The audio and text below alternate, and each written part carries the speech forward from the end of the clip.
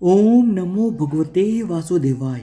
Hindu calendar के अनुसार आषाढ़ माह के कृष्ण पक्ष की एकादशी तिथि को योगिनी एकादशी का व्रत रखा जाता है। यह व्रत तीनों लोक में अपने पुण्य प्रभाव के लिए बहुत ही ज़्यादा प्रसिद्ध है। धार्मिक मान्यताओं के अनुसार जो व्यक्ति योगिनी एकादशी का व्रत रखकर भगवान विष्णु की पूजा करता है उसे मोक्ष की प्राप्ति होती है।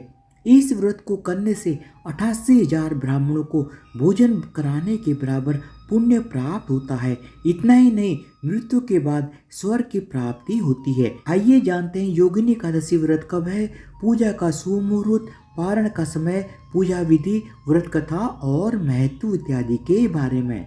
योगिनी एकादशी 2023 की तिथि मुहूर्त।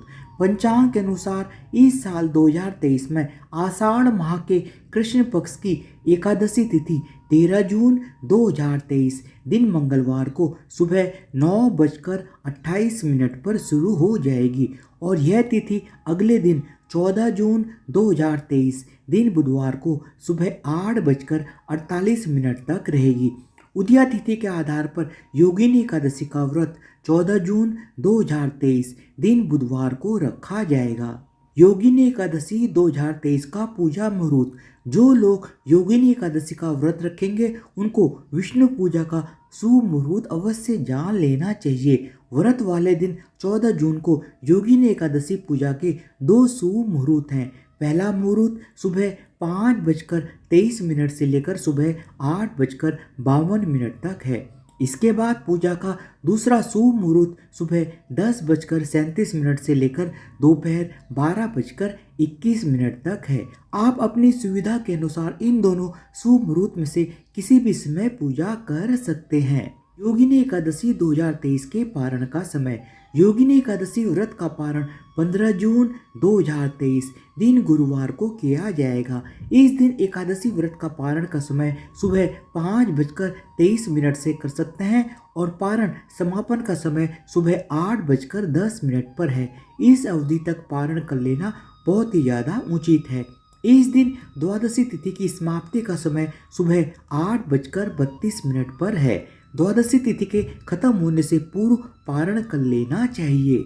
योगिनी एकादशी व्रत का महत्व। भगवान श्री कृष्ण से जब युधिष्ठिर ने आषाढ़ कृष्ण एकादशी के महत्व के बारे में पूछा तो श्री कृष्ण ने कहा कि इस एकादशी को योगिनी एकादशी कहते हैं। इस व्रत को करने से व्यक्ति पृथ्वी पर समस्त भोग प्राप्त करता है और परलोक में उसे मुक्ति मिलती है। इस व्रत को करने से व्यक्ति के समस्त पापों का नाश हो जाता है। मृत्यु के बाद उसे स्वर्ग की प्राप्ति होती है। योगिनी एकादशी व्रत की पूजा विधि। 14 जून यानी योगिनी एकादशी व्रत वाले दिन प्रातः स्नान के बाद पीले वस्त्र धारण करें, पूजा घर की सफाई करें।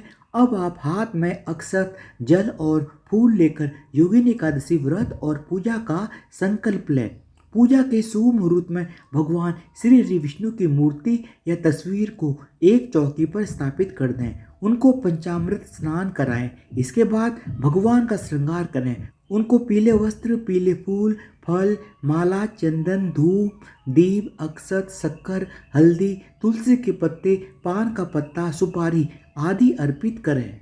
इस दौरान ओम नमो भगवते वासुदेवाय नमः मंत्र का उच्चारण करते रहें। इसके बाद विष्णु चालीसा, विष्णु सहस्त्र नाम आदि का पाठ भी करें। योगिनी एकादशी व्रत की कथा अवश्य पढ़ें या सुनें। इन सब के पश्चात घी के दीपक या कपूर से भगवान विष्णु की विधि पूर्वक आरती करें और विष्णु जी से अपनी मनोकामना पूर्ति की प्रार्थना करें। इसके बाद दिन भर फलाहार पर व्यतीत करें। शाम के समय विष्णु जी की आरती करें।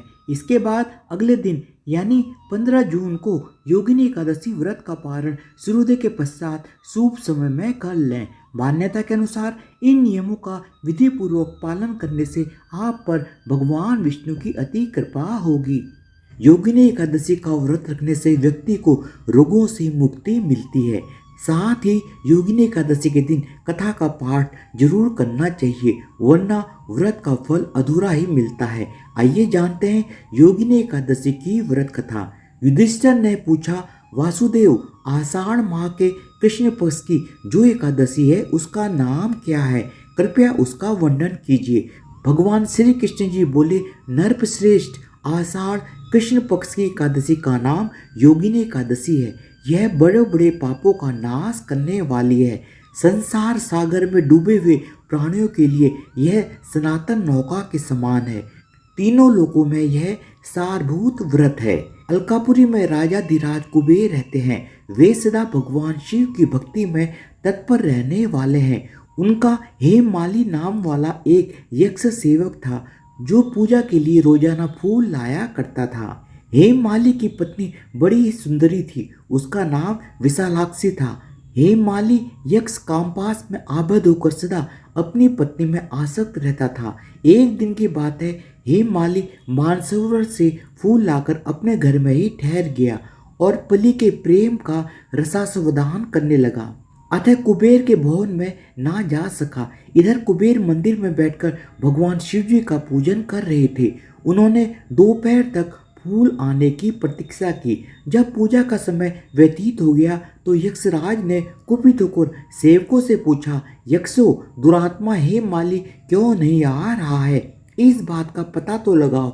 एक यक्ष ने कहा, राजन, वह तो अपनी पत्नी की कामना में आसक्त हो अपनी इच्छा के अनुसार घर में ही रमण कर रहा है। कुबेर ने तुरंत ही अपने सेवकों को भेजकर उस हेममाली को अपने समक्ष बुलवाया। हेममाली भय से आकुल होकर तुरंत ही कुबेर महाराज के सामने उपस्थित हो गया। उसे देखकर कुबेर की आंखें क्रोध से लाल हो गई। वे बोले, ओ पापी, ओ दुष्ट, ओ दुराचारी, तूने भगवान शिव की अवहेलना की है। अतः क्रोध से युक्त और अपने उस प्रियात्मा से युक्त होकर इस स्थान से भ्रष्ट होकर अन्यत्र चला जा। कुबेर के ऐसा कहने पर वह उस स्थान से नीचे पृथ्वी पर गिर गया। उस समय उसके हृदय में महान दुख हो रहा था। कोड़ों से सारा शरीर पीड़ित था, परंतु शिव पूजा के प्रभाव से उसकी स्मरण शक्ति लुप्त नहीं होती थी। पातक से दबा होने पर भी वह अपने पूर्व कर्म को याद करता रहता था। तदंतर इधर उधर घूमता हुआ वह पर्वतों में श्रेष्ठ मेरुगिरी के शिखर पर गया। वहां उसे तपस्या के पुंज मुनिवर मार्कंडेय जी के दर्शन हुए। पाप कर्मा यक्ष ने दूर से ही मुनि के चरणों में प्रणाम किया। मुनिवर मार्कंडेय ने उसे भय से कांपते देख परोपकार की इच्छा से निकट बुलाकर पूछा, तुझे कोढ़ के रोग ने कैसे दबा लिया? तू क्यों इतना अधिक निंदनीय जान पड़ता है? यक्ष बोला, मैं महाराजा कुबेर का अनुचर हूँ। प्रतिदिन भगवान शिव जी की पूजा के लिए मानसरोवर से कमल पुष्प लाकर कुबेर के भवन में पहुँचाना ही मेरा कर्म था। लेकिन एक दिन पत्नी के साथ रमण करते हुए मुझे समय का ज्ञान न रहा और पुष्प ले जाने में विलंब हो गया। इससे कुबेर महाराज ने क्रोधित होकर श्राप दे दिया और मैं कोढ़ से पीड़ित पत्नी के वियोग से दुखी होकर दर दर भटक रहा हूँ। आज किसी पुण्य कर्म से मैं आज आपके समक्ष उपस्थित हुआ हूँ। ऋषियों का स्वभाव दयालु और परोपकार वाला होता है। सो हे महात्मन, आप ही मुझ अभागे को कर्तव्य का बोध कराते हुए पाप से मुक्ति का कोई उपाय बताएं।